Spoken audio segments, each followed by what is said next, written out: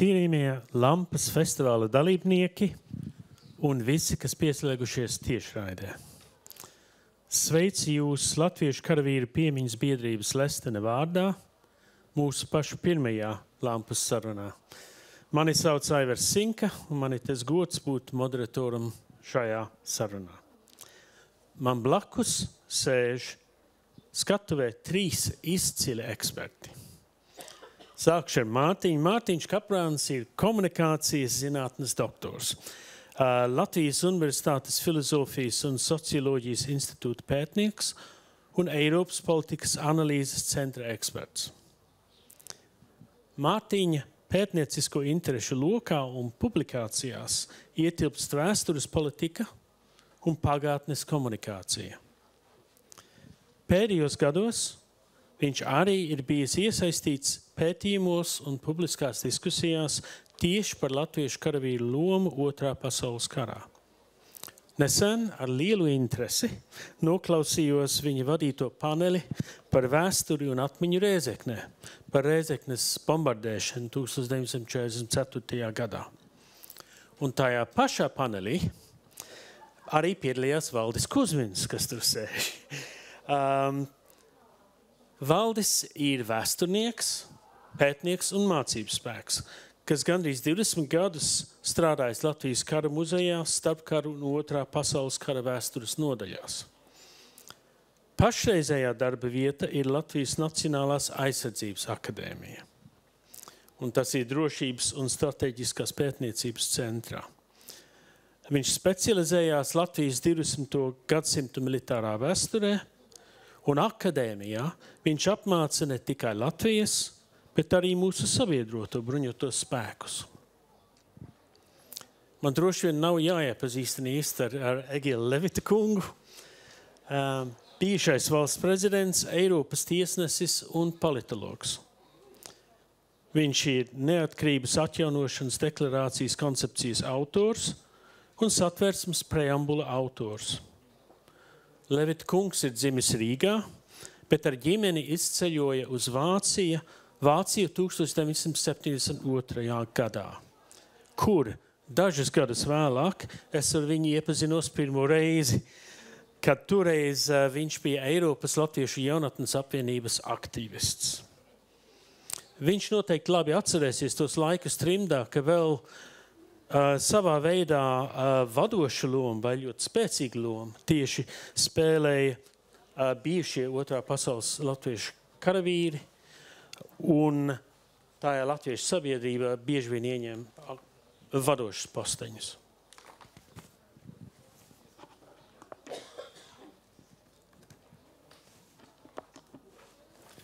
Es sākšu vienkārši ar dažiem sausiem skaitļiem. Otrajā pasaules karā apmēram 110 000 Latvijas pilsoņus iesauca Vācijas okupācijas kara spēkā. Un vismaz 70 000, daži pētnieki saka starp 80 un 100 000, iesauca padomju okupācijas armijā. Un abiem šīm karavīru grupām bija vienlīdz traģisks liktenis. Un jāsaprot arī, ka šī mobilizācija bija kara noziegums pretī Hāgas konvencijai. Un šī kara nozieguma rezultātā Latvijas cilvēku resursu zaudējumi bija milzīgi. Jādomā, šeit ir gandrīz vai 10% no Latvijas iedzīvotāju skaita. 40. gadā bija gandrīz tieši 2 miljoni latviešu. Viņi gandrīz visi bija gados jauni vīrieši, ļoti daudz bija pusauģi. Tā ir vesela tēva paudzes, kas vienkārši pazuda. Aptuveni 70 000, tas ir 40% no viņiem krita kaujās. Ap 37 000, tas ir 20%, nosūtīja uz Gulaga nometnēm. Un aptuveni 23 vai 24 000, kas ir ap 13%, pēc gūsta rietumos vispār neatgriezās Latvijā. Manā uzskatā, un mēs jautāsim panelistiem, tad nav pārspīlējums teikt, ka šie karavīri cieta par mums. Tie nāca no katras Latvijas tautības un no katra Latvijas slāņa. Un tas, ka latviešu karavīri abās puses bija pretiesiski iesaukti, kā arī viņa lielo kritušo un ievainoto skaits, tas, protams, viņus vieno kā upurus. Bet, protams, kad karš bija beidzies, šo karavīru likteņi krasi atšķīrās, un atšķīrās arī tas, ka viņas uzskatīju un arī aprakstīja dažādas varas un dažādas sabiedrības pavisam dažādos veidos. Lai vienotos par Latvijas nākotni, ir jāvienojas par tās pagātnes izpratni. Nopietns šķērslis sabiedrības integrācijai Latvijā ir vienotas vēstures interpretācijas trūkums. Pēc gandrīz 80 gadiem vai nebūtu laiks mācīties no šo karavīru likteņiem un viņos atrast pamatu izveidot kopēju sabiedrisku atmiņu? Es tagad griezīšos pie Valda Kuzmiņa. Varbūt vai var izstāstīt, kas ir šīs divas fotogrāfijas un kāpēc tās simbolizē šo sarunu? Jā, šīs labdien, visi klātesošie, pārsteidzoši jūs redzēt piekdienas šādā agrā laikā, šādā pulkā. Šīs divas fotogrāfijas ir Latvijas kara muzeja krājumā, un tas, ko jūs redzat šeit, ir viena diena. 1943. gada 23. jūnijas, Jāņa dienas svinēšana. Kreisajā pusē jūs redzat 15. SS Latviešu brīvprātīgo artilērijas pulka svinības Jelgavā. Vidū pa kreisi ir redzams pulkvedis Valdemārs Skaistlauks, un šeit ir salasījušies diezgan liels cilvēku skaits. Labajā pusē ir redzams sarkanās armijas 43. gvardas strēlnieku divīzijas karavīri kaut kur Krievijas vidienē, tajā pašā dienā, tajā pašā laikā. Un kā jūs redzat, šeit ir priecīgi cilvēki, šeit ir mūzikas instrumenti, šeit ir ozolu vainagi, šeit ir sievietes tautas tērpos, varbūt ne kreisajā bildē redzams, bet bilžu sērijā ir redzams arī, ko mēs neielikām citos attēlos, tas ir redzams. Un runājot par to, ko Aivars jau minēja, mēs tāds vienojošais elements, vismaz viens no, ir neskatoties kādā formas tērpā šie karavīri bija tērpušies, kāds autoritārs vadonis komandēja vienu vai otru armiju un kāds bija definētais kara iznākums, šie karavīri uzskatīja par svarīgu, ka Jāņi ir jāsvin. Un viņi ir jāsvin lūk šādā formā, kādu jūs redzat šajā attēlā. Un tas, manuprāt, varētu būt nesvarīgākais vienojošais elements, bet vismaz viens no, kas varētu būt labs sākums mūsu diskusijai. Paldies, Valdi. Un tagad es griezīšos pie Mārtiņa, jo šeit ir runa par vēsturi un par sabiedrisko atmiņu. Tu kā sociologs un pētnieks, tu šo jēdzienu, es pieņemu, strādā ikdienā. Ko tas tev nozīmē un kāpēc tas ir svarīgs? Jā, labdien. Tāpadās priecājos redzēt tik kuplā skaitā cilvēkus piekdienā.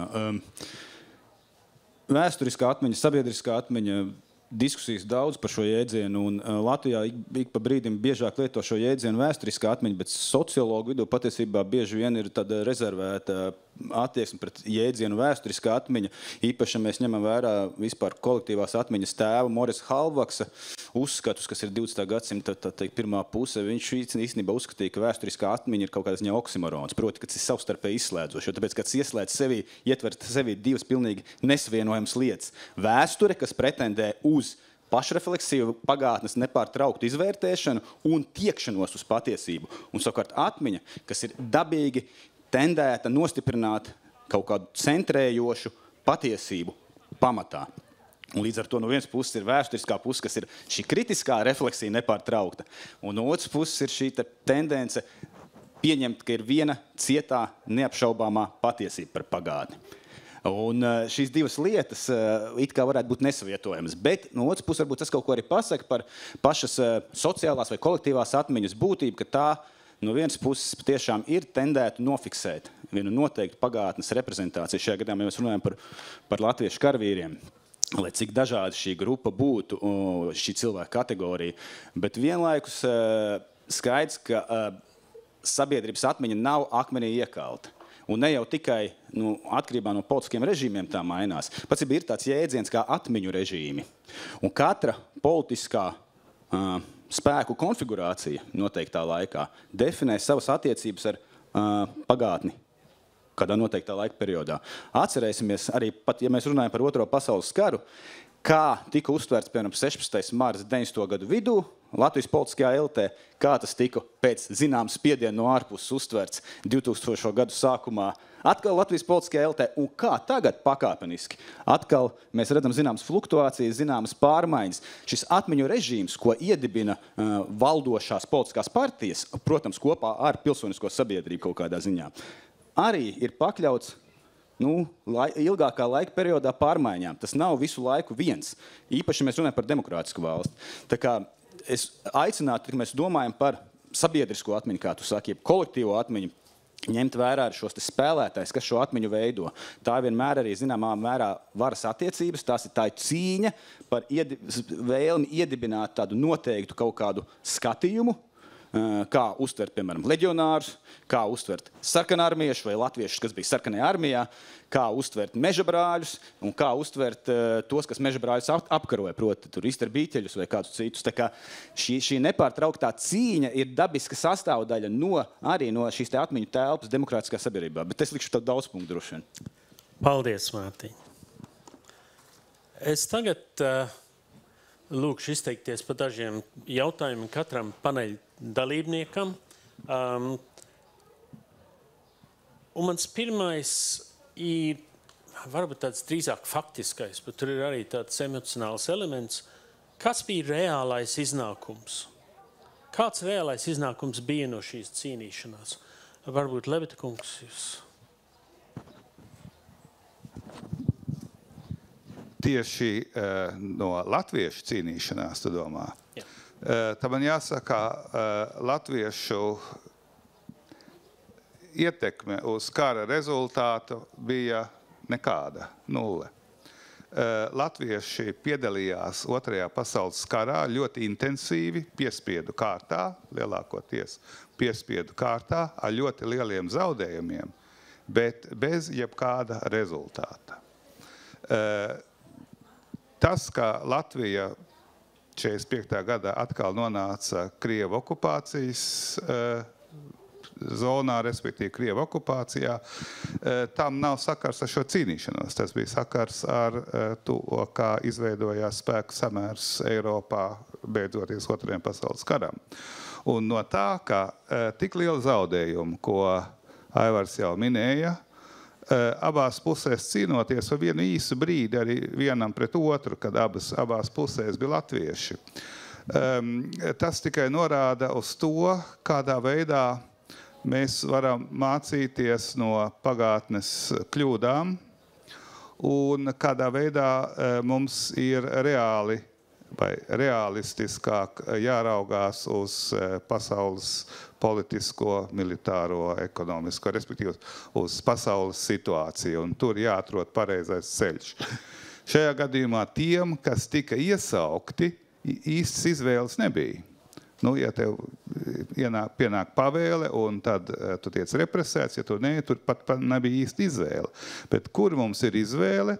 Daļēji brīvprātīgi kolaborējot ar vienu vai otru okupācijas režīmu, pie tām vienmēr jāatcerās, ka kolaborācija ir tikai sekundāra parādība. Kolaborācija ir iespējama tikai tad, ja ir okupācija. Un tādēļ līdz ar to arī jautājums par atbildību. Kolaborācija nav pirmais jautājums, tas ir otrais jautājums. Tātad tur bija neliela izvēle. Un otrs, protams, ir tagad, ko Mārtiņš teica, atmiņu politika, vēsturiskā atmiņa, kā mēs šodien, 24. gadā, raugāmies uz to un kā mēs ietveram šo laiku mūsu kopējā priekšstatā par latviešu vēsturi. Tur mums ir izvēle, un tur mēs varam arī strādāt. Un viens no šiem strādāšanas veidiem ir arī šī diskusija. Paldies.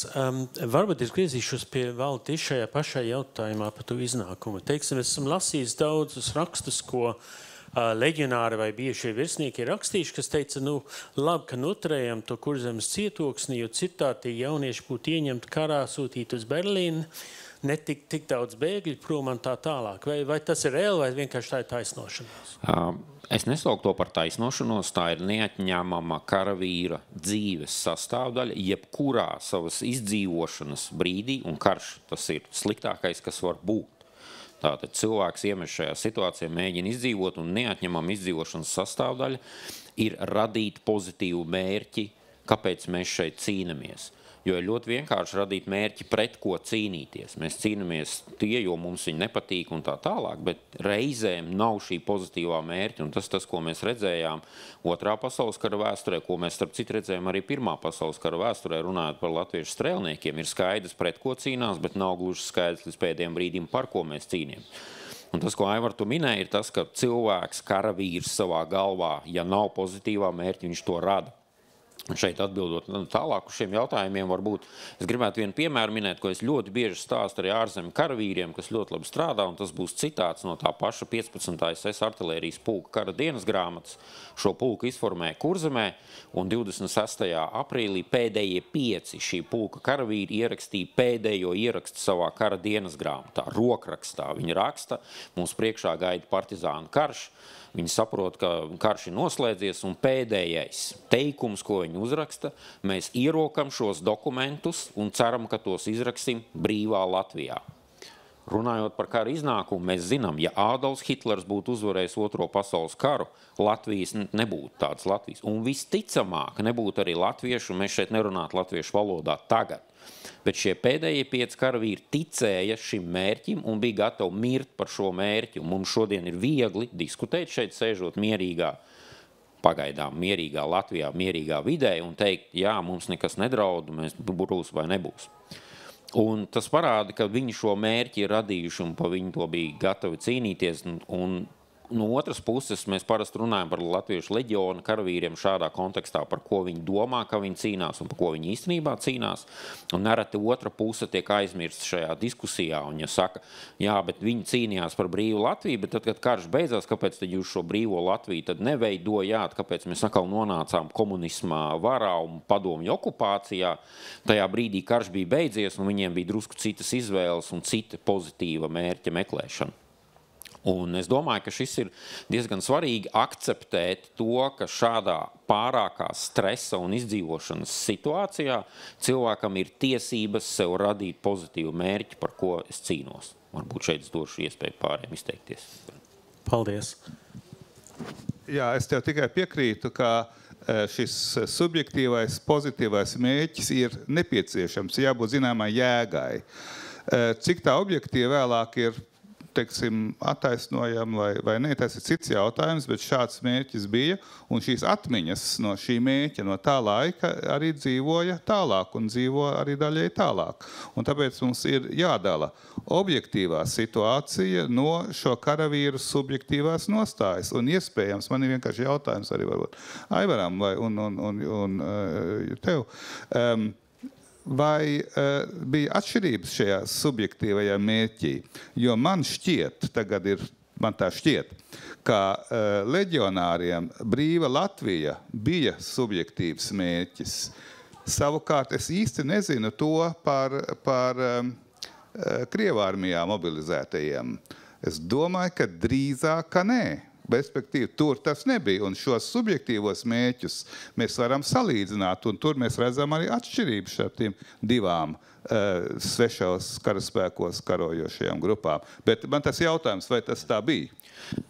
Šeit ir grūti par to runāt. Ir publicētas atmiņas, Veras Kacenes, manuprāt, memoāri, ir Grīnvalda izcila dienas grāmata, kur viņš raksta. 2 puses par šo ir rakstīts, par to mēs to varam lasīt. Un šeit es gribētu uzsvērt vienu citu detaļu. Kas ir brīva Latvija? Un vai brīva Latvija ir brīva, neatkarīga, demokrātiska valsts, kas mums šodien ir svarīgi, kurā mēs dzīvojam, vai brīva Latvija ir vienkārši telpa, kurā vairs nav vāciešu, piemēram. Un šis ir ļoti svarīgs elements, jo es arī pētu neatkarības kara vēsturi, un ļoti bieži neatkarības kara vēsturi kontekstā mēs redzam Latvijas armijas karavīra atmiņas, kur viņa primārais mērķis ir tikt vaļā no vāciešiem, jo mums vācieši riebeši, mums tāds nacionālais sports ilgi bija. Mums viņi nepatika, mēs viņus vainojam it visā.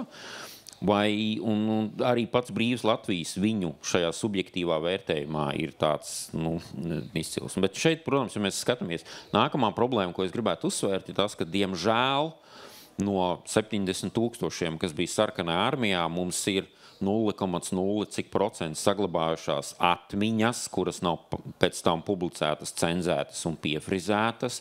Mums gandrīz nav saglabājušās dienas grāmatas, līdz ar to mums ir minimāli saglabājušās viņa vēstules, līdz ar to mums trūk šī subjektīvā vērtējuma.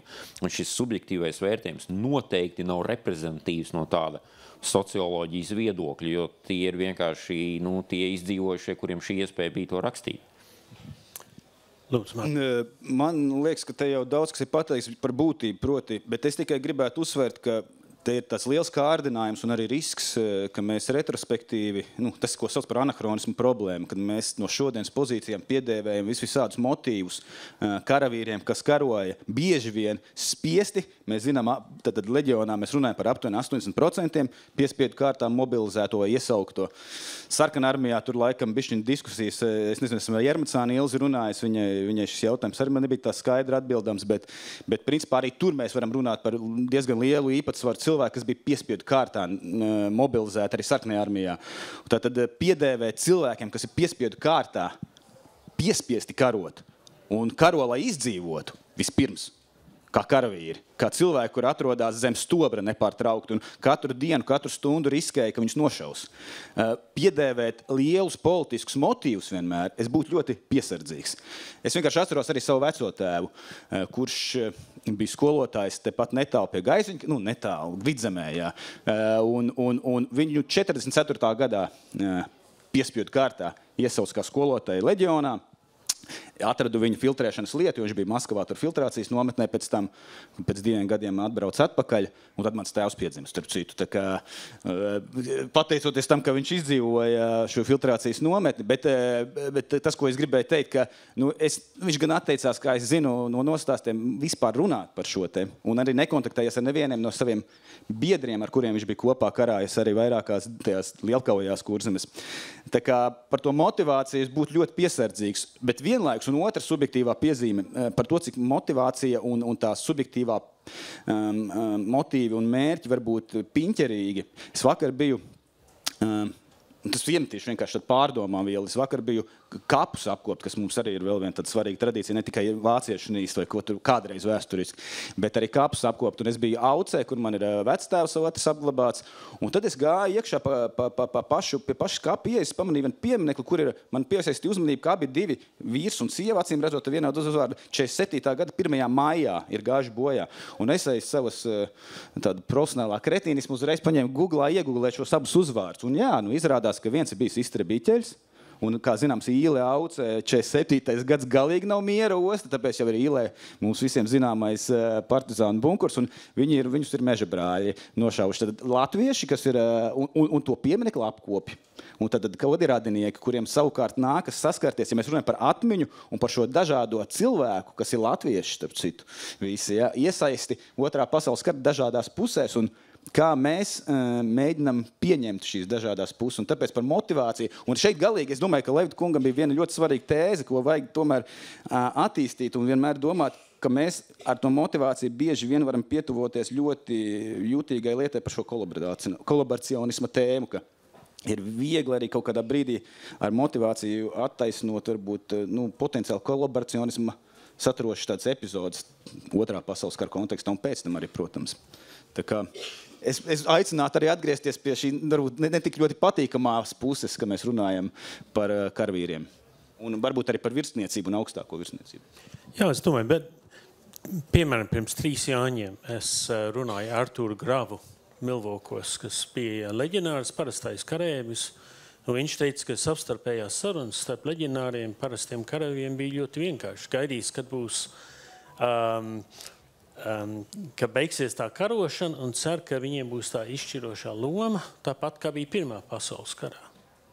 Un, protams, Pirmais pasaules karš tomēr ir nesenā atmiņā tajā laikā, kurā, starp citu, arī latvietis cīnījās pret latvieti.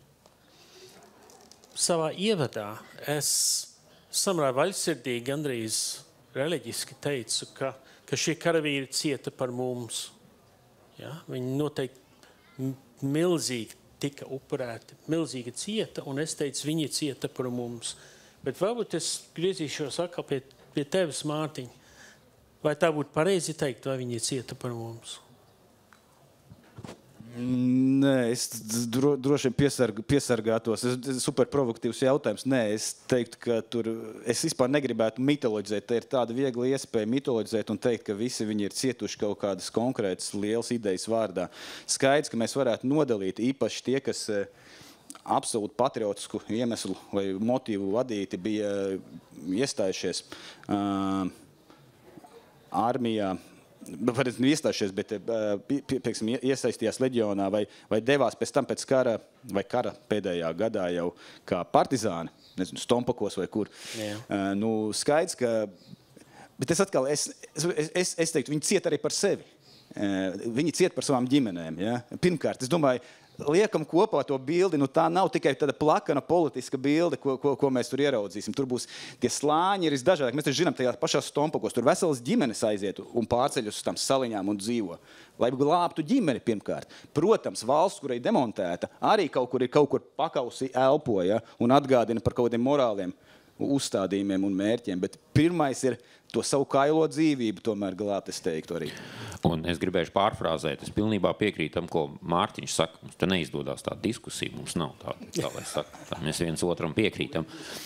Bet tas, ko es gribēju norādīt, es varbūt pārfrāzēju, viņi nevis cieta par mums, viņi izdzīvoja par mums. Un Mārtiņa vectēva piemērs ir tipisks tam. Viņš izdzīvoja, lai Mārtiņš būtu mūsu kompānijā. Mans vectēvs izdzīvo, lai es šēdētu šeit, un mēs šo skaitu varam turpināt. Un ja mēs jautājam, par ko viņi cīnījās, šeit vienu piemēru, Rolands Kovtuņenko, leģiona leitnants, viņš uzrakstīja grāmatu par Moras kaujām, man bija gods viņu pazīt, un īsti pirms savas nāves viņš nāca uz Kara muzeju, viņš gribēja rakstīt nākamo grāmatu. Un viņš runājot par Moras kauju, viņš jautā, kāpēc sarkanā armija darīja tā, kā viņi darīja? Viņi mums 2 dienas uzbruka, un tad viņi mums neuzbruka, un es nevarēju viņam atbildēt, jo viņš mira, un pāris gadus pēc tam Krievija sāka likt savus arhīvus pieejams internetā, un tur pēkšņi parādījās 5 lapušu telefonu saruna starp 3. Baltijas frontes komandieru sarkanās armijas un 61. armijas komandieru, kur sarunas rezultātā noskaidrojās, ka viņi plānoja 29. septembrī 44. gadā uzbrukt tajā vietā, kur Rolands Kovtuņenko ar savu rotu aizsargājās, vēl 3 kājnieku divīzijas. Tas ir 15,000 cilvēki. Bet šajā brīdī sarunas gaitā viņi konstatē, nē, mēs tur neuzbruksim, bet mēs uzbruksim pie Siguldas, tāpēc, ka tur pie Moras mums neiet tik labi, mēs neejam uz priekšu, bet pie Siguldas mums iet labi. Un 3 divīzijas 5 km līdz frontes līnijā pagriezās uz ziemeļiem un aizgāja.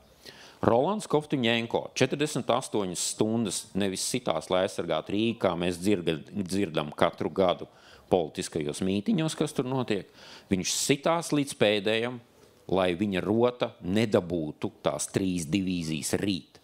Jo, ja tās 3 divīzijas iet pāri, nebūtu ne Rolanda Kovtuņenko, ne apmēram 80 viņa rotas karavīri, un šajā kaujā ejot, viņi cieta par sevi, pilnībā piekrīt Mārtiņam, viņi izdzīvoja par mums, lai izietu filtrāciju, izietu trimdu, partizāņu gaitas, kādu, kuram tas liktenis būtu, lai atgrieztos atpakaļ, un mēs, daļa no mums šeit būtu, kur esam viņi pēcteči, ka viņi šajā karā negāja bojā apstākļus. Un neiet bojā ļoti bieži tas pārprasts, ka reizēm, kāpēc es pieminēju Rolandu Kovtuņenko, ka reizēm ir šī karavīra upurēšanās, pēdiņās mēs to varētu teikt, Waffen-SS uniformā Adolfa Hitlera vārdā, nozīmēja to, ka viņa upurēšanās ļāva 15, 20, 30, varbūt 80 citiem karavīriem sagaidīt rītdienu un eventuāli izdzīvot karu. Tāpēc es gribētu pārfrāzēt šo te ciešanu, kā tādu upura lomu, varbūt uz izdzīvošanu, kā virsmērķi, par ko jau mēs runājām, ka viņi radīšu sev šādu pozitīvu mērķi atgriezties mājās. Paldies. Mans nākamais jautājums, to var uztvert 2 līmeņos. Un jautājums ir, ko mēs varam mācīties no latviešu karavīru likteņiem 2. pasaules karā? Nu, tur ir militārais līmenis, tur ir politiskais līmenis, tur arī personiskais līmenis. Es nezinu, varbūt sāksim ar tevi ar savu militāro cepuri valdi. Un tad Jā, man nav militārās cepures. Es esmu vēsturnieks, kas militāristiem mēģina, atvainojos militāru personām, mēģina iemācīt daudz neizrunājumus uzvārdus un gadskaidļus, ko viņi uzreiz aizmirst. Ko var mācīties? Ļoti bieži mums, kad mēs runājam par militāro vēsturi, mums jau šeit priekšplānā parādās fokus par ko viņi cīnījās, un varbūt mazāk mēs runājam, kā viņi cīnījās. Un šodien man darba pienākumi ir runāt, kā viņi cīnījās.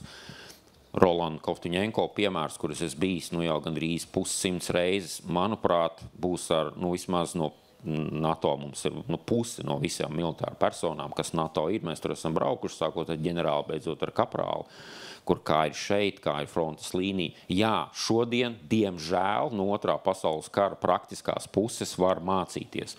Un tas, kā sarkanā armija karoja Latvijā 1944. gadā, diemžēl tagad tāpat Krievijas armija karo Ukrainā ar šiem pašiem līķu uzbrukumiem, aktīviem durkļiem un visām šīm pārējām lietām. Neaizkavējuši laiku detaļās, bet jā, var mācīties ne tikai par ko, bet arī kā, un to mēs arī darām. Ikdienā braucam, mēs dedzinām Valmieru, mēs šaujam tanku ērgļos, ikdienā braucam, mēs forsējam Lielupi pie Bauskas un vispār jau dara ar karavīriem. Tas tiek braukts un darīts un tiek arī mācīts, jā. Un varbūt Levita kungs atbildēt varbūt no politiskās puses vai personīgās puses? Jā. Militārai darbībai, kara darbībai ir, viņai pašai par sevi nav nekāda īpaša jēga. Viņai jēgu dod zināms ietvars, politisks ietvars. Un tā pati kara darbība var būt labāk vai sliktāk tieši no šī tehniskā viedokļa, un pareizāk vai nepareiz tur jāiet pāri, vai taktika, tā ir viena lieta. Bet būtiskais ir tieši šis politiskais ietvars. Un ko mēs varam mācīties, ka šis politiskais ietvars bija tāds, ka šie latviešu karavīri abās pusēs krita, zaudēja bez īpašas jēgas. Tur nebija politiska jēga no latviešu viedokļa. Un šeit man varbūt arī jāpapildina tas, ko Mārtiņš teica. Jebkurā laikā vienmēr mēs skatāmies atpakaļ caur vienu zināmu tvērumu, jeb frame, jeb rāmi, kas ir šodienas rāmis. Un tādēļ vēstures notikumi var tik fiksēti tehniski, kurā vietā pārgāja pāri Lielupei Krievi. Tas nemainās, bet mainās šis vēstures rāmis. Kādā nolūkā, vai tas bija labi vai slikti. Un es teiktu, tas ir pilnīgi leģitīmi, un bez šādas apzināta politiska rāmja mēs nevaram novērtēt. No šodienas rāmja viedokļa, tādā neatkarīgas, demokrātiskas Latvijas viedokļa, tur tāda īpaša jēga nebija. Un tas ir tā, līdz ar to ir vērtējums kā liels latviešu zaudējums. Jautājums, vai bija alternatīvas? Es teiktu, minimālas alternatīvas bija, varbūt iespēja kaut kādā veidā izvairīties vai mazāk kolaborēt ar vienu vai otru okupācijas varu, bet kolaborantu daudzums nebija pārāk liels, arī Mārtiņš nesen bija izpētījis to. Lielākā daļa patiešām bija un abās pusēs mobilizētie, līdz ar to tā izvēles iespēja arī nebija. Un kādreiz arī jāsaka, tas ir vēsturiskais liktenis. Tur, vienalga, kāda būtu latviešu politika, pie tām Latvija nebija valsts, kur varēja organizēt savu politiku, varēja tikai individuāli ar lielu risku izteikt savu viedokli. Vai ne? Varbūt otram kaimiņam vai kādam labam paziņām. Līdz ar to man jāsaka, ka tas ir viens absolūti traģisks periods latviešu vēsturē, ar lieliem zaudējumiem, ar lieliem mīnusiem, bez īpašas izvēles. Mēs nevaram pārāk daudz kritizēt, jo tam mums jāsaka, bet kā tad būtu jārīkojās? Un šeit mēs nevaram teikt, ka būtu bijis reāli iespēja rīkoties citādāk, ja tā bija ļoti minimāla. Tāpēc es saku, no šodienas 24. gada neatkarīgas demokrātiskas Latvijas viedokļa, saku, tas ir absolūti traģisks periods, bez īpašas izvēles, kur nevarēja darīt labāk, bet mēs varam konstatēt, ka tur bija milzīgi zaudējumi no abām okupācijas varām. Ko mēs varam varbūt šodien izdarīt priekš šodienas, priekš 24. gada politikas, varbūt zināmas secinājumus par uzticēšanos, par labāku pasaules, kā sakot, situācijas atpazīšanu un tā tālāk. To mēs varam darīt priekš šodienas un priekš nākotnes, bet attiecībā uz to laiku man jāsaka, tas ir vienīgais, ko varētu teikt. Traģisks periods bez alternatīvas ar lieliem latviešu zaudējumiem. Tā ļoti vienkāršoti. Paldies, Mārtiņ. Jā, ļoti īsi, es piekrītu, politiskā mācība mums tomēr ir bijusi. Galu galā, mēs šodienas situācijās skatoties, mēs varam dažādi interpretēt mūsu atrašanos NATO, bet to var arī paraudzīties to kā mācību. Jo mūsu, stimuli un dabiskais instinkts, kāpēc mēs gribam būt tur un nevis tur kaut kur citur, piemēram, NVS vai kaut kur ir zināmā mērā mācība, politiska mācība no tā, kā izvērsās karš un pēckara situācija. Es droši vien es neesmu galīgi militārās vēstures speciālists, bet es bieži domāju par pēckara pretošanos, militāro bruņoto pretošanos. Un man liekas, ka kaut ko tomēr tur, ja ne mācīties, tad ir vērts pārdomāt, ja kaut vai, piemēram, domā par to, kāpēc lietuviešiem šī pašorganizēšanās izdevās daudz labāk pēckara, es domāju, mežabrāļu kustību un vispārējais nacionāla partizāna kustība, nekā pie mums Latvijā. Skaidrs, ka cilvēku resursi bija cits un tam līdzīgi, bet es domāju, ir vērts padomāt, kāpēc šeit bija tik decentralizēta šī te pretošanās pēckara laikā, bruņotā pretošanās, kur pretī Lietuvā, kā mēs zinām, tur bija principā alternatīvu politisko elitu savā ziņā veidoja vienā brīdī šī te nacionālo partizānu līderi.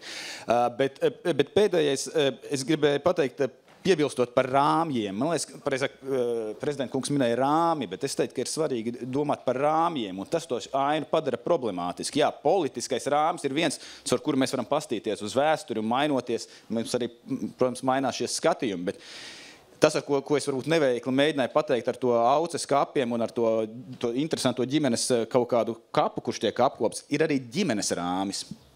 Un tas nav vienkārši. Mēs bijām Daugavpilī, rīkojām diskusiju pirms 2 gadiem, kad tikko bija demontēti tie Daugavpilī tas piemineklis.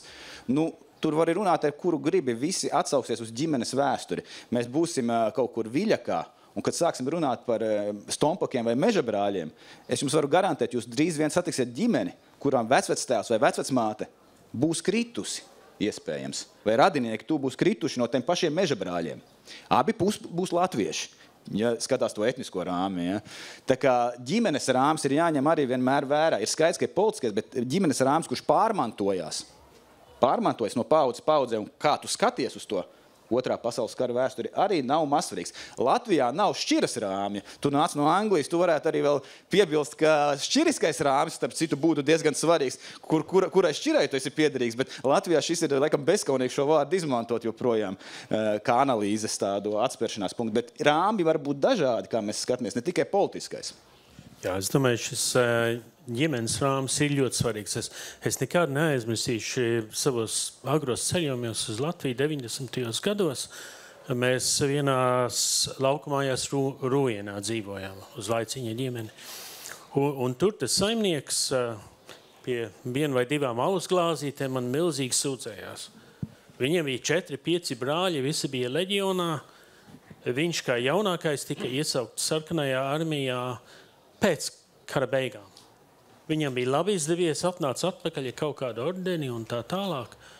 Un viņš no sirds man sūdzējās par to, ka viņa brāļi un viņa ģimeni viņu nepieņēma. Kaut tas bija laikā, ka, protams, valsts bija ļoti labvēlīga pret viņu. Bet tas viņu tik milzīgi aizskar, ka tas viss vienkārši iznāca ārā. Tur nu ir tas ģimenes rāmis, bet ir arī politiskais rāmis. Un es negribu izprovocēt šeit politiski, bet es tomēr teikšu, jo es domāju, ka šis, ko teiksim, Anglijā vai Amerikā nesaprot. Ja? Šeit es gribētu vēl vienu komentāru izteikt. Mēs runājam par politisko rāmi, bet mums ir svarīgi atcerēties, ka mūsu sabiedrības tādā atmiņā, jeb tādā vēstures izpratnē, politiskais rāmis ir nesens fenomens. Viņš eksistē tikai no 1919. gada, kad šo rāmi, teiksim, cilvēki saprata, ka viņš neatkarīgi Latvija tika pasludināta. Un šeit es gribētu norādīt tādu interesantu detaļu, ja mēs runājam par sabiedrības atmiņu.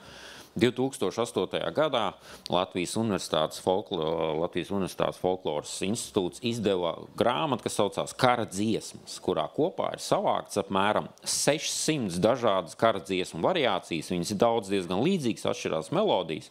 Bet, ja mēs rūpīgi lasam tekstu, par ko šeit runā, un es arī šeit nekādā gadījumā negribu teikt, ka tā ir visas sabiedrības reprezentatīvs rādītājs, nekādā gadījumā. Tā ir tikai viena sabiedrības daļa, kuru prot dziedāt un uzskata, ka vajag dziedāt. Viņi, ja mēs lasam šo tekstu, mēs redzam, ka nekad netiek runāts, vai tas karavīrs, kas devās karā, viņš uzvarēja vai zaudēja. Pilnīgi vienalga. Pilnīgi vienalga. Tātad ir slavenais teiciens atgriezies vai nu uz vairoga, vai nu ar vairogu. Latvijas sabiedrības atmiņā par vairogu ir pilnīgi nospļauties. Ir pilnīgi vienalga par vairogu. Tu devies karā, tur krustu cirtu ozolā, tur stādīju šo, stādīju to, tādas rituālas formas. Pirmkārt, mēs uztveram, ka karavīrs, ja viņš dodas karā, viņš ir zudis. Mēs viņu norakstam kā jau krituši, ja viņš atgriežās, viņš savā veidā atgriežās kā no viņas saules. Viņš ir atgriezies mājās, ko jau šeit pieminēja par cilvēkiem, kas ir atgriezušies. Un otrkārt, mums ir pilnīgi, tur varbūt tiek pieminēt prūšu robežas, varbūt tiek pieminēt turku meitas, kaut kas tādā fonā, bet kara iznākums nekādā ziņā nav svarīgs. Un šeit parādās tā ģimenes loma. Ja mēs runājam par šo sabiedrības daļu, ka šīs dziesmas atcerējās, karavīrs, kas ir atgriezies, viņš jau ir uzvarētājs, tāpēc, ka viņš ir dzīves atnācis mājās.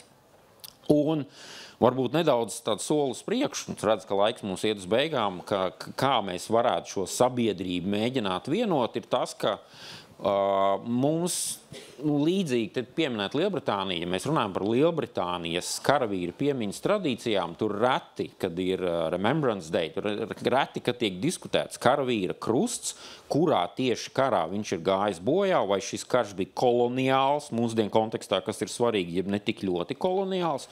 Šis karavīrs tiek pieminēts, viņš veica savus pienākumus pēc labākās sirdsapziņas, nepārkāpjot vispār pieņemts kara vešanas normas, viņš ir gājis bojā, viņš ir mūsu piemiņas vērts. Un atgriežoties pie kara dziesmām un pie sabiedrības atmiņas pirms politiskā rāmja izveidošanas, mēs kā sabiedrība, manuprāt, varam varbūt spērt to vienu soli, es nezinu, uz priekšu vai atpakaļ sanāk, un iet citur, pa diagonāli, un atgriezties pie tā, ka mēs šo karavīru varam pieminēt, kurā pusē viņš ir karojis, protams, ar piebildu, ka ievērojis kara vešanas tradīcijas nav bijis noziedznieks, cik mēs to varam noskaidrot, un pieminēt viņu vienkārši ar to, ka tas ir tas karavīrs, kas devās karā un atgriezās atpakaļ. Jā. Pēc šaubām mums ir tūkstošām tautas dziesmu, kas runā par iešanu karā, ņemšana karā. Un tā, diemžēl, mūsu tautas visbēdīgākā, gan es varu teikt, tradīcija. Un es domāju, šis aspekts, un ja tu uzskata par šīs bēdīgās tradīcijas turpinājumu, tas, kas notika Otrajā pasaules karā, tas arī veids, kā uz to skatīties. Bet lūdzu, Levita kungs. Jā, es gribēju turpināt par šo rāmi. Manuprāt, tas rāmis ir ļoti svarīgs. Kādā veidā kaut kāds notikums tiek, es teiktu tā, idejiski vai politiski ierāmēts, teiksim, tehnisks notikums ir fiksēts, bet kādā veidā mēs viņu vērtējam. Ir viens tāds teiciens, ka cilvēks ir vērtējošs dzīvnieks, kurš vērtē lietas vienmēr automātiski, apzināti vai neapzināti. Un jautājums, kā tas ir vērtējums, un te ir pareizi, ko tu teici, ka šis valstiskais rāmis radās tikai 18. gadā, sākot ar 18. gadu. Un pirms tam mums nebija šāda rāmi, un līdz ar to arī diezgan loģiski, ka karš bija, teiksim, cilvēka dzīvē apmēram tāpat kā lietus un sniegs un tam līdzīgi. Respektīvi, tas bija tāds notikums, un tu viņu nevar īsti vērtēt, vai tas ir labi vai slikti. Tāpat kā, piemēram, arī vēl 18. gadsimtā Krievu kontrolētajā vidzemē, tad nodokļu ievākšana notika tā, ka ielēns attiecīgo ciemu, un tad nodokļu iekasētāji vienkārši pievāca visu, ko varēja pievākt, un tā bija nodokļu iekasēšana. Tas nebija ne labi, ne slikti, tas bija vienkārši tas notikums, ja tu izvairījies, bija labi tev, ja tu neizvairījies, nu slikti. Tu to nevērtēji tādā veidā. Bet tāpēc kopš 18. gada mums tomēr šis rāmis ir. Un es domāju, ir ļoti svarīgi, ka tas ir. Un tas gan ierobežo šo karu teiksim, tādā veidā bezjēdzīgo karu. Mēs varam sadalīt jēdzīgus, iespējamus karus un mazāk jēdzīgus karus vai nejēdzīgus karus. Jēdzīgi mums bija, teiksim, tagad skatoties neatkarības karš 18 līdz 20. Es teiktu, jēdzīgi ir Latvijas piedalīšanās starptautiskās militārās operācijās. Un interesanti, es teiktu, arī jēdzīgi bija Nacionālo partizāņu pretošanās kustība, kaut gan nav tīri militārā viedokļa, tā bija bezcerīga, bet tas bija viens politiskās nostājas demonstrējums, kas šodien, starp citu, mums ir mūsu vēstures stāstā svarīgs alibi. Lūk, visi nepadevās, ir daļa cilvēku, kas pretojās arī bezcerīgā situācijā. Tāpat kā bija arī pretestības kustības, mans pēc koncentrācijas nometnēs Vācu laikā, kur viņi arī gāja bojā, bet tas bija viņu, teiksim, tāds morāli politisks uzstādījums. Un tāds bija arī šiem meža brāļiem. To mēs varam to rāmi ielikt. Un tāpēc tas bija jēdzīgi. Teiksim, gan karošana, es teiktu tā, Pirmā pasaules kara laikā, strēlniekos sākumā, nu, tur ir tā jēga diezgan tāda apšaubāma. Latvieši karoja diezgan intensīvi divos lielos Krievijas karos. Tas ir Krievu-Japāņu karā un Krievu-Turku karā. Bez tā, ka kaut kāda labuma tur būtu bijis. Tur gan ir šeit cēsīs, ir turku kapi.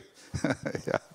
Tā kā es gribēju teikt, ka šis rāmis mums ir, pie tā mums ir jāpieturās, un šī rāmja ietvaros arī mums ir, teiksim, mērogs, kādā veidā mēs morāli vērtējam vienu vai otru, teiksim, kara darbības veidu un arī subjektīvo nostāju. Paldies. Viena piebildi, šeit jau tik runāts, vai pirmais pasaules karš varētu būt jēgpilns, jeb ne tik ļoti. Un šeit es gribētu norādīt vienu jēgu no Pirmā pasaules kara. Tas mums deva labus, apmācītus, pieredzējušus karavīrus, un brīdī, kad parādījās politiskais rāmis un jēga neatkarības karā, mēs varējām sākt ar karavīriem, kuriem bija 10 gadu pieredze. Lāčplēškara ordeņa kavalieris Jansons, kurš bija, kā 1911. gadā viņš iestājās Krievijas armijā, tā 1919. gadā ar trakiem līklošiem nonāca viens no tiem, kas mums deva iespēju jēgpilno karu izcīnīt ar uzvaru. Un šī ir tā jēga, ko jūs arī minējāt savā ziņā runājot par mūsu dalību militārajās operācijās, par ko arī tiek jautāts, kāda jēga tur bija. Jēga bija tāda, ka tas deva iespēju mūsu bruņotajos spēkos šodien iegūt profesionālus, pieredzējušus un karavīrus, kas ir gatavi cīnīties, ja gadījumā parādīsies nedod Dievs jēgpilns karš mūsdienu kontekstā. Paldies, Valdi. Es tagad griezīšos, ja mums iet uz beigām tieši pie sabiedriskās atmiņas. Un es varbūt sākšu ar tevīm, Mārtiņ. Uz kāda pamata mēs varam veidot kopēju sabiedrisku atmiņu par šiem karavīriem? Mēs jau sākām to atbildēt, no iepriekšējā jautājumā. Uz kāda pamata? Tā kā soļi kaut kādi praktiski vai kas tāds? Jā, es domāju, ja trūkums ir vienota apziņa, kā mēs varam veidot šo vienoto apziņu? Ne no augšas, lai gan no augšas arī svarīgi. Es tiešām domāju, ka ir tā simbioze ļoti svarīga. Tad ir šī politiskā atmiņa, šis politiskais rāmis, tam ir ļoti svarīga nozīme. Tas dod šo centrālās as atskaites punktu sajūtu. Un bez tās te būtu pilnīgi amorfa masa, šī nebūtu nācija. Ja? Un nacionālajai valstī ir, principā, pienākums, ja tā grib pastāvēt, kā ilgtermiņā ir uzturēt šo te politisko atmiņu, lai cik tā būtu varbūt pretencioza un hegemoniska un nekritiska pret sevi. Bet es atgādināšu, kaut vai tie paši 2 piemiņas notikumi, kas bija ar nacionālajiem partizāniem tagad, 2. marts un nacionāla pretošanos kopumā 17. marts, ir neseni. Atceres datumi, tie ir pirms pāris gadiem, īsi pirms Covida, ja nemaldos, jā, abi 2 ierosināti prezidenti. Tā kā mēs jau vēl esam atvērti un joprojām turpinām veidot savu atmiņu telpu attiecībā uz 2. pasaules karu un pēckara laiku. Bet man liekas, ka tas svarīgākais viena lieta, jo es negribu aizņemt tiešām laiku, viena lieta, kas ir svarīga no valsts tādas perspektīvas raugoties un veidojot to kopīgu atmiņu, ir maksimāli dot enerģiju, stimulu, atbalstu atmiņu aktīvismam uz vietām, lokāli. Un es ar lielu prieku, bet arī ar kaut kādu, zinām, piesardzību, ņemot vērā, ka šāds aktīvisms nav neierobežots ar resursu, skatos, kas notiek Kurzemē, piemēram, tur ir Nacionālās pretošanās muzejs. Labi, tagad ir Cēsīs muzejs atmiņu ugunskurs, kurš sirdsapziņas ugunskurs, pareizi tāds bija nosaukts, bet man nav īsti skaidri tagad tā attīstības stratēģija šim muzejam turpmākā, varbūt es kaut ko neesmu pamanījis pēdējā laikā. Es zinu, Latgalē ir aktīvisms, kas saistīts, un Jēkabpilī ir aktīvisms, šis lokālais aktīvisms, atmiņu aktīvisms, ko pašreizējā paudze dara uz vietas, no sirds un no tādas pro bono, kā saka, no brīvprātības principa izejot. Tas ir viens ļoti svarīgs posms arī attiecībā uz karavīriem un to karavīru piemiņas virzīšanu. Tam jānotiek, kā saka, no apakšas, tam jānotiek lokāli. To nevajag tikai centralizēti, šo atmiņu kopt, un ka tam jānotiek būt tikai Rīgā, piemēram. Ja, tam jānotiek vispirms ir reģionos, un no turienes arī jāveido uz augšu, un arī reģionos ārpus Latvijas, starp citu. Bet pie tā mēs nepieskarsimies. Ja, Nu, es teiktu, faktiski, ir pretējais noticis. Tas mans personīgais uzskats, ka bijis no centra bijis slāpēta šī atmiņa. Ir pieņemts politiskais virziens, lai par šīm lietām nerunātu. Jo tas ir ērtāk, ir vieglāk ar mūsu kaimiņiem tā sarunāties. Bet es domāju, mēs vienojamies, ka šāda atmiņa ir svarīga. Un šeit, protams, lielā mērā tas neliela alūzija ir uz to, ko jūs darat Lesenē. Man liekas, ka tas ir milzīgs potenciāls pārdefinēt šo milzīgo neapjēgto līdz galam, startautiski īpaši neapjēgto mantojumu, vēstures mantojumu. Un Lesenes memoriāla attīstīšana ar skaidru stratēģiju, ka tas nav tikai ar auditoriju, kas ir šeit uz vietas, bet mēs komunicēsim arī ārpus Latvijas. Tas ir ļoti svarīgs uzstādījums, teikt, nākamajiem 10, 15, varbūt 20 gadiem. Paldies. Valdi? Vienā teikumā es domāju, ka mēs ne tikai reģionos, jeb ārpus Rīgas, bet es domāju, mēs šo atmiņas veicināšanu varam uzturēt sākot ar ģimeni. Un man personīgi, es nesaku, ka tas jādara katram, bet man personīgi tradīcija, katru gadu 11. novembrī es dzīvoju teikā, mēs ar ģimeni ejam uz brāļu kapiem, un mēs liekam svecītes pie jebkura kapa, pirmkārt pie kura nav svecītes. Tātad mēs ejam, mums ir vesels maiss, mēs izvēlamies, un man jaunākā meita izvēlās, piemēram, uzvārds Kaķītis, viņai patīk Kaķītis, lai cik šis neizskatītos varbūt tāds jokaina izvēle, bet tas ir veids, kā mēs varam vienkārši katrs sev šos karavīrus pieminēt, varbūt neuzdodot jautājumu, ko tieši viņš darīja 2., 1., jebkurā karā, jo brāļu kapos, kā jūs zinat, tur ir diezgan daudz dažādu karavīru abedīti. Un tas ir veids, kā izmantot šo karavīru piemiņu, kā paši sev, priekš sevis uzturēt šo piemiņu, ka tā var gadīties, ka mans vectēvs bija karā un tas vectēvs nebija karā, var gadīties, ka viņa vectēvam ir, kas noliek svecīti, bet šim vectēvam vairāk nav kam nolikt svecīti. To izdarīsim mēs vienkārši tāpēc, ka mēs šeit esam gājuši garām. Un ja mēs kā sabiedrība esam spējīgi šādā virzienā iet, lēnā garā, to nevar teikt tagad visi rīt vai 11. novembrī visi, kas šeit esat obligāti jānoliek 10 svecītes, tādas, manuprāt, nestrādās. Bet ja mēs esam gatavi to darīt, es personīgi esmu gatavs, un man liekas, ka man personīgi šķiet, ka tas ir solis pareizā virzienā. Lebeda kungs, vai ir kāds, teiksim, praktisks solis, ko mēs varētu spērt tagad, lai veidot šito atmiņu? sabiedrības vēsturiskā atmiņa ir pastāvīgs sakausēšanas process, kur sakausējās individuālās atmiņas, manas ģimenes atmiņas ar, teiksim, valsts veidoto atmiņu politiku. Un tur nedrīkstētu būt pārāk lielas pretrunas. Valsts atmiņa politika konsolidē daudzās individuālās atmiņas, kas vienmēr ir nedaudz citādākas, un daudzās ģimenes atmiņas. Un, jo tuvāk šīs abas, teiksim, valsts konsolidētā atmiņa un ģimenes un individuāla atmiņa ir, jo šī atmiņa ir stiprāka un līdz ar to iedarbīgāka. Un tāpēc man vēlreiz jāatkārto, ka valsts atmiņu politika ir leģitīma un, kā arī Mārtiņš teica, nepieciešama. To valsts dara ar dažādiem piemiņas pasākumiem, ar teiksim, runām, ar brīvdienām vai, teiksim, atceres dienām. Tas ir arī ļoti svarīgi ir mācības skolās. Tas nevar tikt atstāts tikai individuāla skolotāja paša iniciatīvai. Tur ir jābūt arī kopējai, teiksim, šim vēstures skatījumam. Un ko valsts var darīt? Es teiktu tā, ka pat labāk ir jau 80 gadi no šiem notikumiem pagājuši, un es domāju, ka mums ir stingrāk jākoncentrējas uz šo mūsu rāmi, ko tu pareizi teici, kas mums radās 18. gadā, Latvijas valstiskuma rāmi. Un caur to, vai caur šo valstiskuma prizmu, mēs vērtējam šos notikumus, kuru vēsturnieki mēģina objektīvi izzināt, kāda tu tur īsti bija, tagad konkrētā līmenī. Bet tas vērtējuma līmenis, tas ir sabiedrības un valsts uzdevums šo panākt tādu zināmu konsolidētu vērtējumu, pēc iespējas konsolidēt. Viņš nav vienāds un vienmēr rodas jauni atklājumi, kas nedaudz atkal pavirz tālāk uz priekšu šo skatu, tāpēc atmiņa politika vai vēsturiskā atmiņa ir pastāvīgs process. Mēs to sākam tikai pirms 30 gadiem.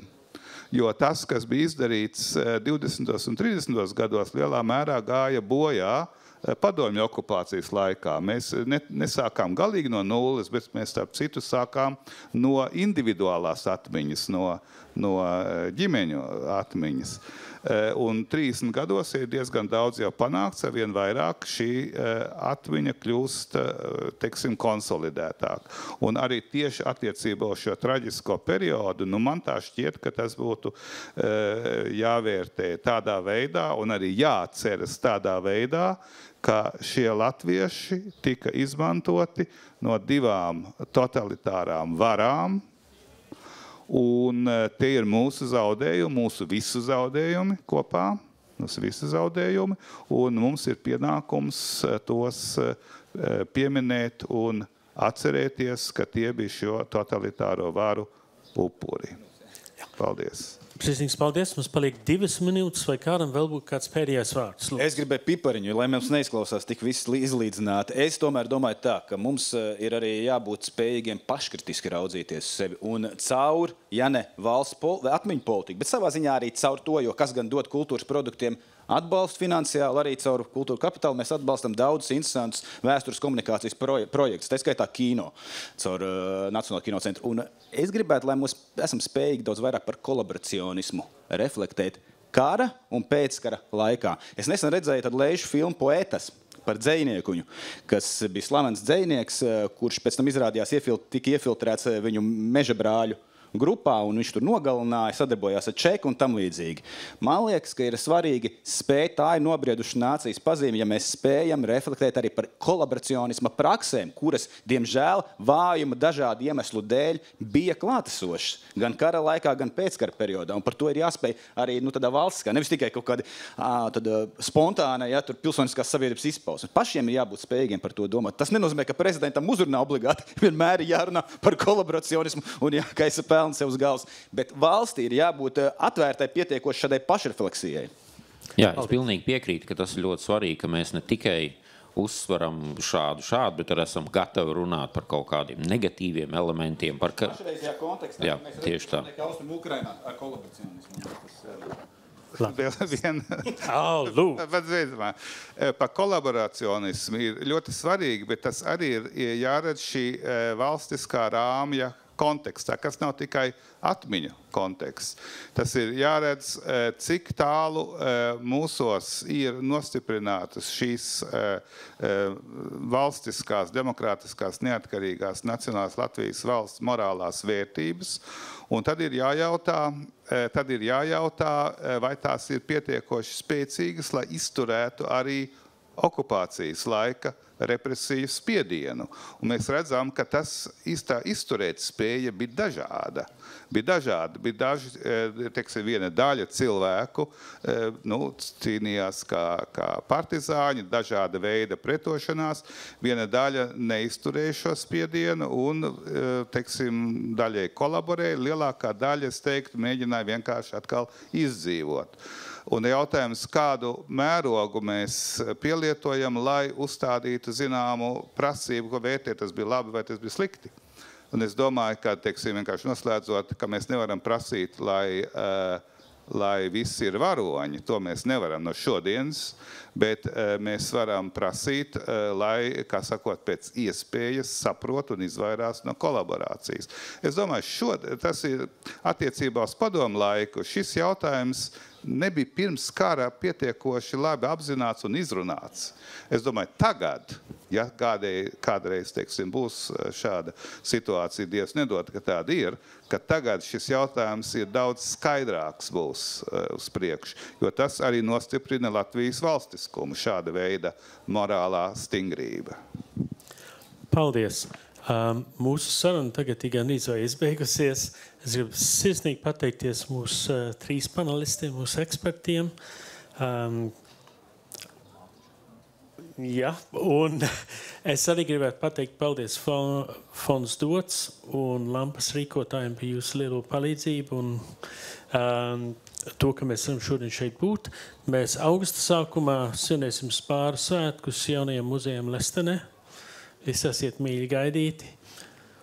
Un es ceru, ka tas būs nākamais solis šajā vēsturiskā atmiņā. Paldies!